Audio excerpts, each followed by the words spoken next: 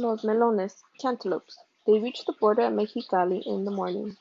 Finally the train stopped moving and everyone disembarked. The land was dry and the panorama was barren except for date, palms, cactus, and an occasional squirrel or roadrunner. The conductors herded everyone into a building where they stood in long lines waiting to pass through immigration. Esperanza noticed that the people in the first cars were escorted to the shortest lines and passed through quickly. Inside, the air was stagnant and thick with the smell of body odor. Esperanza and Mama, their faces shiny with grime and perspiration, looked tired and wilted, and they slumped with even the slight weight of their valises. The closer Esperanza got to the front, the more nervous she became. She looked at her papers and hoped they were in order. What if the officials found something wrong? Would they send her back to her uncle's? Would they arrest her and put her in jail? She reached the desk and handed over the documents. The immigration official seemed angry for no reason. "Where are you coming from?" She looked at Mama, who was behind her. "We are from Aguas Calientes," said Mama, stepping forward. "And what is your purpose for entering the United States?" Esperanza was afraid to speak. What if she said the wrong thing? "To work," said Mama, handing him her documents as well. "What work?" demanded the man. Mama's demeanor changed. She stood up straight and tall and deliberately blotted her face with a handkerchief. She looked directly into the official's eyes and spoke calmly, as if she were giving simple directions to a servant. "I am sure you can see that everything is in order. The name of the employer is written there. People are expecting us." The man studied Mama. He looked at their faces, then the pages, then their faces again. Standing tall and proud, Mama never took her eyes from his face. Why was it taking so long? Finally he grabbed a stamp and pounded each page with the words "Mexican National." He shoved their papers at them and waved them through. Mama took Esperanza's hand and hurried her towards another train. They boarded and waited an hour for all the passengers to get through immigration. Esperanza looked out the window. Across the track several groups of people were being pounded onto another train headed back toward Mexico. "My heart aches for those people.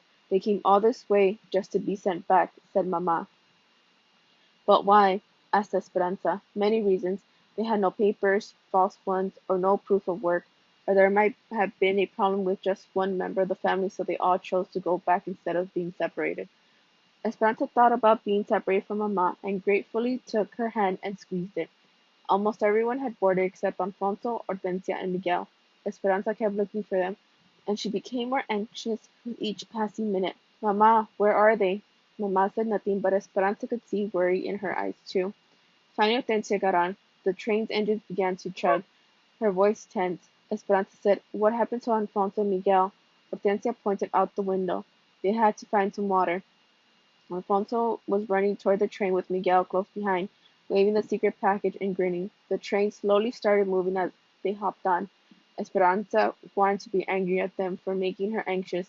She wanted to yell at them for waiting until the very last minute just so they could find water for their package that was probably nonsense anyway.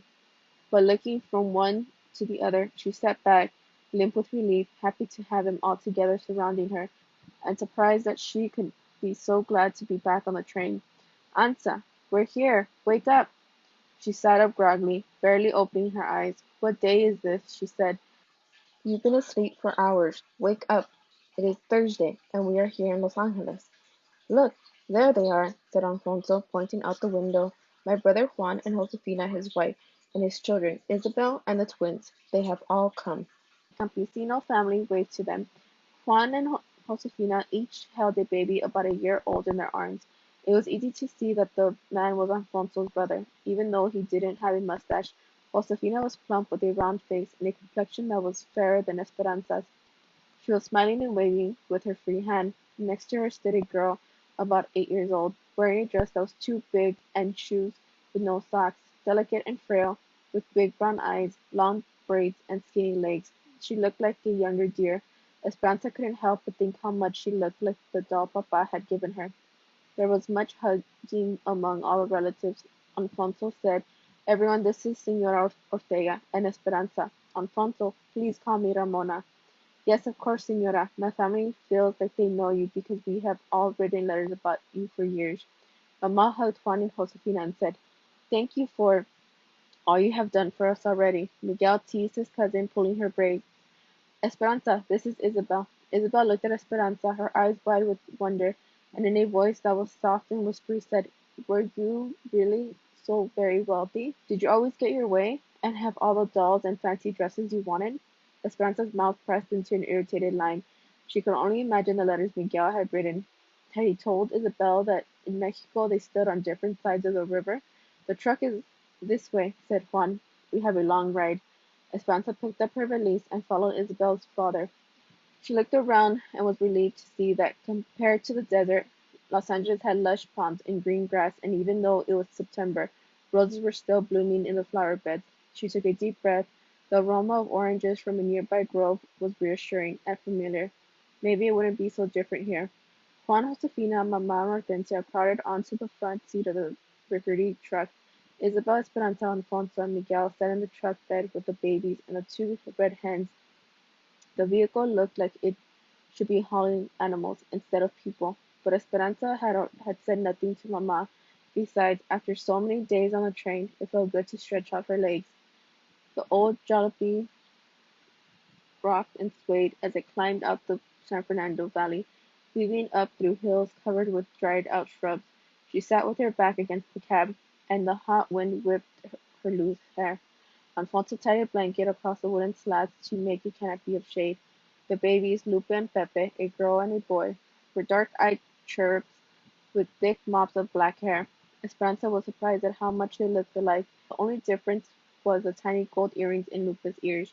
Pepe crawled into Esperanza's lap and Lupe into Isabel's. When the baby fell asleep against Esperanza, his head slid down her arm, leaving a stream of perspiration. "Is it always so hot here?" she asked. "My papa says it is the dry air that makes it so hot, and sometimes it is even hotter," said Isabel. "But it is better than living in El Centro, because now we do not have to live in a tent." "A tent?" "Last year we worked for another farm in El Centro, in the Imperial Valley, not too far from the border. We were there during the melons. We lived in a tent with a dirt floor and had to carry water. We cooked outside, but then we moved north to Arvin. That's where we're going now. A big company owns the camp. We pay $7 a month, and my papa says it is worth it to have piped-in cold water and electricity and a kitchen inside. He says the farm is 6,000 acres." Isabel leaned toward Esperanza and grinned as if she was telling a big secret. "And a school! Next week I get to go to school, and I will learn to read. Can you read?" "Of course," said Esperanza. "Will you go to school?" asked Isabel. "I went to a private school and started when I was 4, so I have already passed through level 8. When my grandmother comes, maybe I will go to high school." "Well, when I go to school, I will learn in English," said Isabel. Esperanza nodded and tried to smile back. Isabel was so happy she thought about such little things. The brown barren mountains rose higher, and a red-tailed hawk seemed to follow them for miles. The truck rattled up a steep grade past sparse, dry canyons, and Esperanza's ears began to feel full and tight. "How much longer?" "We will stop for lunch soon," said Isabel. They wove through the golden hills, softly sculpted with rounded tops, until Juan finally slowed the truck and turned down a side road. When they came to an area shaded by a single tree, they piled out of the truck and Josefina spread a blanket on the ground. They unwrapped a bundle of burritos, avocados, and grapes. They sat in the shade and ate. Mamá, Hortensia, and Josefina chatted and watched the babies, while Isabel lay down on the blanket between Alfonso and Juan.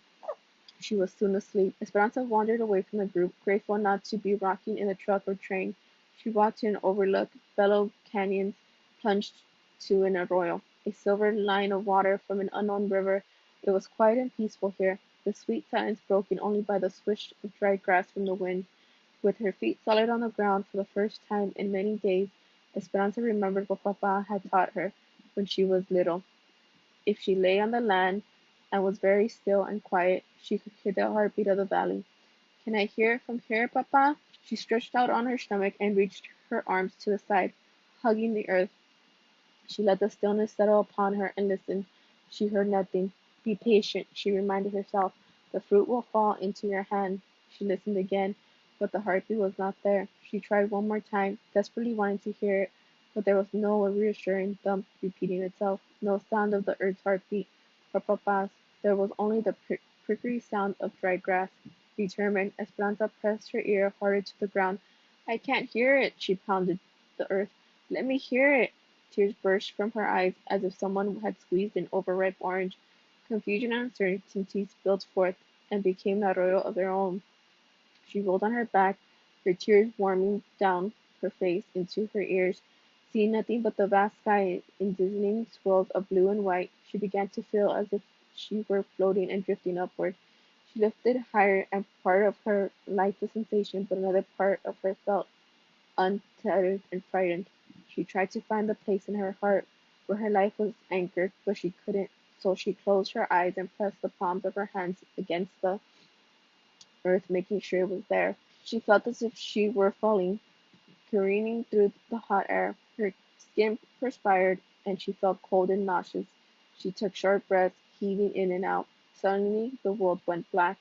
Someone hovered over her. She sat up quickly. How long had she been in the darkness? She held her pounding chest and looked up at Miguel. Ansa, are you all right? She took a deep breath and brushed off her dress. Had she really floated above the earth? Had Miguel seen her? She knew her face was red and blotchy. I'm fine, she said, quickly wiping the tears from her face. Don't tell Mama, she worries. Miguel nodded. He sat down close to her. Without asking any questions, he took her hand and stayed with her, the quiet interrupted only by the occasional scattered breaths. I miss him too, Miguel whispered, squeezing her hand. I miss the rancho, Mexico, and Abuelita, everything. And I'm sorry about what Isabel said to you. I meant nothing by it. She stared at the dark brown and purple ridges staggered in the distance and let the ripe tears cascade down her cheeks. At this time, Esperanza did not let go of Miguel's hand. They were heading down a steep grade on Highway 99 when Isabel said, Look! Esperanza leaned around the side of the truck. As they rounded a curve, it appeared as if the mountains pulled away from each other like a curtain opening on a stage, revealing the San Joaquin Valley beyond. Flat and spacious, it spread out like a blanket of patchwork fields. Esperanza could see no end to the plots of yellow, brown, and shades of green. Road finally leveled out on the valley floor, and she gazed back at the mountains from where they'd come. They looked like monstrous lions' paws resting at the edge of the ridge.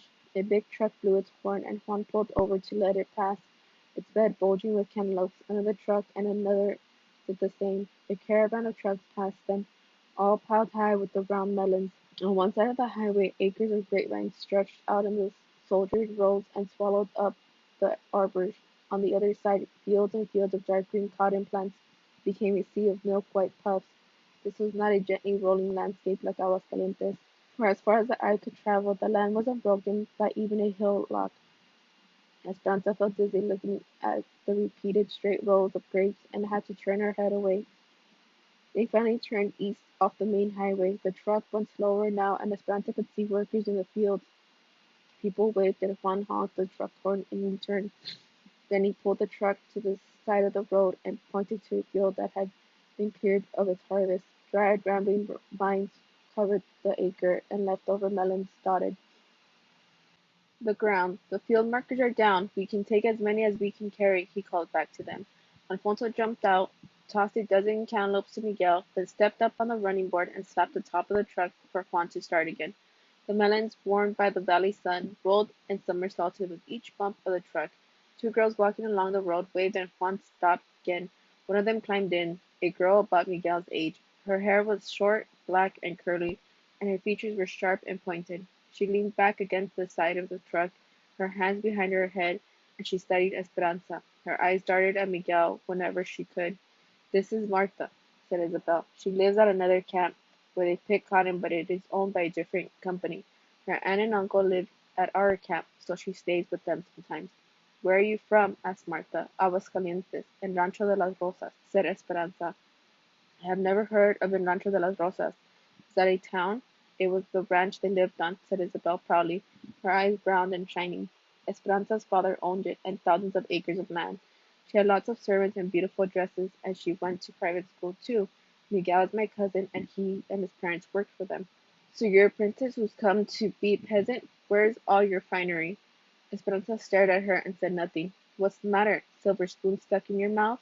Her voice was smart and biting. A fire destroyed everything. She and her mother have to come to work like the rest of us, said Miguel. Confused, Isabel added, Esperanza's nice. Her papa died. Well, my father died too, said Martha. Before he came to this country, we fought in the Mexican Revolution against people like her father who owned all the land. Esperanza stared back at Martha, unblinking. What had she done to deserve this girl's insults? Through gritted teeth, she said, "You know nothing of my papa. He was a good, kind man who gave much of his property to his servants." "That might be so," said Martha, "but there were plenty of the rich who did not. That was not my papa's fault." Isabel pointed to one of the fields, trying to change the subject. "Those people are Filipinos," she said. "They live in their own camp. And see over there," she pointed to a field down the road. "Those people are from Oklahoma. They live in Camp 8. There's a Japanese camp too. We all live separate and work separate. They don't mix us. They don't want us banding together for higher wages or better housing," said Martha. "The owners think if Mexicans have no hot water, that we won't mind as long as we think no one has any. They don't want us talking to the Okies from Oklahoma or anyone else because we might discover that they have hot water." "See? Do the Okies have hot water?" asked Miguel. "Not yet, but if they get it, we will strike." "Strike," said Miguel. "You mean you will stop working? Don't you need your job?" "Of course I need my job, but if all the workers join together and refuse to work, we might all get better conditions." "Are the conditions so bad?" asked Miguel. "Some are decent. The place you are going to is one of the better ones. They even have fiestas. There's a Jamaica this Saturday night." Isabel turned to Esperanza. "You will love the Jamaicas. We have them every Saturday night during the summer. There is music and food and dancing. This Saturday is the last for this year because soon it will be too cold." Esperanza nodded and tried to pay attention to Isabel. Martha and Miguel talked and grinned back and forth. An unfamiliar feeling was creeping up inside of Esperanza. She wanted to toss Martha out of the moving truck and scold Miguel for even talking to her. Hadn't he seen her rudeness? She brooded as they rolled past miles of young tamarisk trees that seemed to be the border of someone's property. "Beyond those trees is the Mexican camp," said Isabel, "where we live." Martha smirked at Esperanza and said, "Just so you know, this isn't Mexico. No one will be waiting on you here." Then she gave her a phony smile and said, "¿Entiendes? Understand?" Esperanza stared back at her in silence. The one thing she did understand was that she did not like Martha.